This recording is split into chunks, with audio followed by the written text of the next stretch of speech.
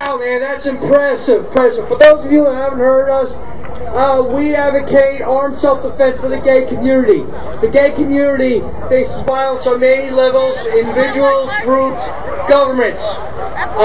The truth is, from violence, the gay community is under siege, and the gay community should be common sense, logic, facts. The gay community should be the most heavily armed community in the country. They should be armed individually. They should have groups. They should be standing here with us, fighting for the Second Amendment. But shouldn't they? Now, do you guys know other groups that should be here too? Like the Jews and many Afro-Americans, they should be here too. We got some people here that got a side for the Black Panthers. You know what? I'm sorry, I'm not going to say it. You know that when Bobby Seale went and the Black Panthers went to the Capitol, they were fighting for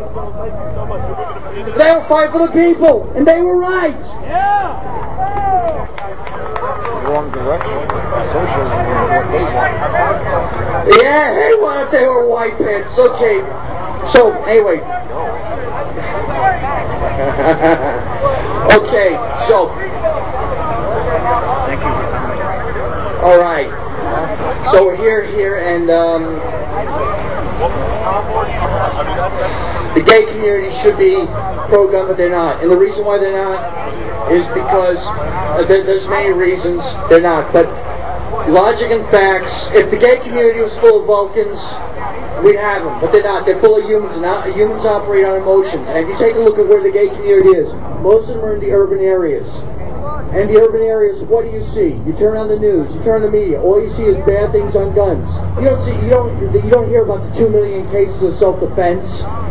So the gay community, they don't have a culture of guns. They don't see good with guns. All they see is bad, bad, bad. So if you were living in a place like New York City, San Francisco, Los Angeles, Detroit, Michigan, and all you saw on firearms, and all your impression on firearms was based on all the bad things, most likely you may have a bad thing too. In addition, the gay community, when gay rights came along, they got aligned with the political left. They got aligned with the women's movement. They got aligned with the civil rights movement and stuff. They got aligned with the progressives, and they adopted the values of the progressives. And the progressives, of course, want you to be docile. They want you to be dependent. They want the government to control your life. They don't want you to think for yourself. Right, yeah. And the last thing they want you to do is have guns. So, of course, they're going to be very anti-gun. But now this presents a problem for the gay community because, like we said before, the gay community faces violence, okay? So what do they say? Well, travel in groups. Well, maybe that's not practical. Maybe you should don't travel at night. Well, hey, I like to go out at night. Hey, well, if you get attacked, what you need to do is carry a whistle so that if you get attacked, you can whistle them out. You guys like that? Now, the best one is carry a cell phone. Okay, you pick up your cell phone, you press the speed dial. So when critical seconds count, you get to dial 911, and the police will be there in minutes. Is that a good defense or what? No! Now, to add insult to injury, okay, a well-respected human rights organization in the gay community, I know you guys don't particularly care for Amnesty International, but a well-respected human rights organization, according to them, has this beautiful report online called Still Stonewalled in America. And what they say is that the police agencies have a rampant culture of hostility against people like me. So, their answer for self-defense is that I dial 911 and I'm going to get a homophobic cop come and protect my butt. Now, does anyone here see a problem with that? Seriously! Does anyone see a problem with that? And I say, hey, that's going to leave me dead. But, I've talked with some people and they say, well, you have to understand the culture of nonviolence. And you know what? That's not a bad thing. I said, really? I said, no. Well, what will happen is it'll raise the consciousness of the community. We can have a prayer vigil and we can have candlelight vigils.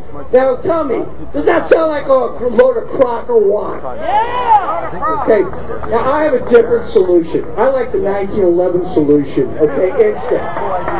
Yeah, you know my thing. Here's how the 1911 solution works. I draw my pistol, I multiple double tap my attackers, I stop and end the problem.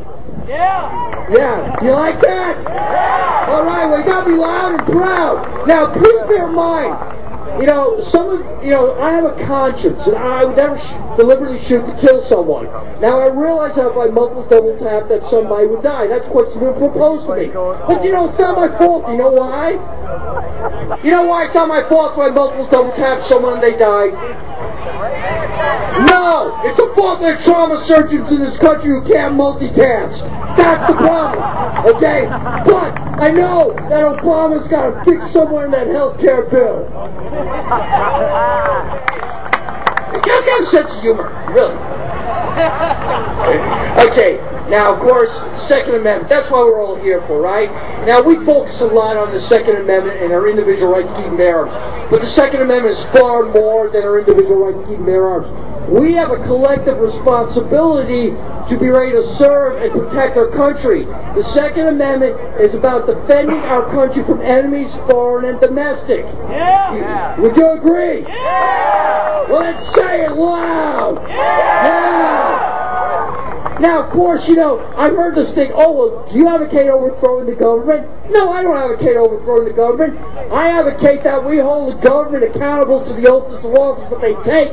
And if we get a criminal government, that we have not only a responsibility, but a duty to bring back the correct order. Yeah. They're in rebellion, not us. We're bringing things back to order. Yeah. That's the purpose of the Second Amendment. And this is so important. I mean, the Second Amendment was written by people who just fought a revolution. The king and his standing armies. Hell, they didn't want to have a standing army. They argued about allowing us to have money for an army for a period of 2 years inside the Constitution. Mandated Federal said no army. So, you know, this thing of standing army is a crock. Second Amendment. That's why Second Amendment protects all of our other rights. Yeah. Okay, the Second Amendment and the First Amendment are intertwined. The First Amendment gives us peaceable means, like we're here today. It gives peaceful means, like the press that's out here, freedom of the press, freedom of information. But more important, if our First Amendment peaceful means don't work, then we have to, you know, as Justice Stanley Kaczynski, Ninth Circuit, yes, my circuit, says the Second Amendment is the doomsday amendment because free people only get to make a mistake once. That's why the Second Amendment ends with this right shall not be infringed. Are you with me, Second Amendment March? Now, of course, you know, I'm not saying that, you know, I can have everything, okay? I can't have a hydrogen bomb in my backyard, okay, guys? Besides, the radiation leak would make you go bald. That wouldn't be good. But certainly, you know, the Second Amendment confers a duty. You know, someone comes up to me and says, Nicki, do you think people should be allowed to have assault rifles? Do you think people should be allowed to have semi-automatic assault rifles? And I look at them and I say, no. What I think is that people should be required, all able-bodied males should be required to have select fire M4 carbines, and everybody else out volunteer. Okay? Sound suppressors, of course, are optional. You know, you don't want to disturb the neighbors. Now, I'm for sensible firearms laws. Really, I am. I think violent felons, criminals, and stuff should be allowed to have guns. You know, I think things like 50-state carry, 50-state tassel doctrine should be the norm. Okay. But, you know, I hear the Brady Bunch, the legal community against victims, the Violence Promotion Center. They talk about sensible laws and gun safety. You know, what a bunch of crock. There's nothing sensible what they propose. What they propose is victim disarmament and VD kills. Yeah. Victim disarmament, VD kills. Let's get that down so you guys have a soundbite. Victim disarmament, VD kills. Victim disarmament, VD kills. Victim disarmament, VD kills. Now the Brady Bunch is trying to steal our saying gun safety. We're the ones with Eddie Eagle. We're the ones trying to teach firearm safety for the children. They're the ones that are blocking it so that the Biden County kids can go so they can attack us. So let's take gun safety back. So let's put it together. Watch how this sounds. Gun safety, yes. Victim disarmament, no. VD kills. Try it. Let it flow. Empower yourself. Gun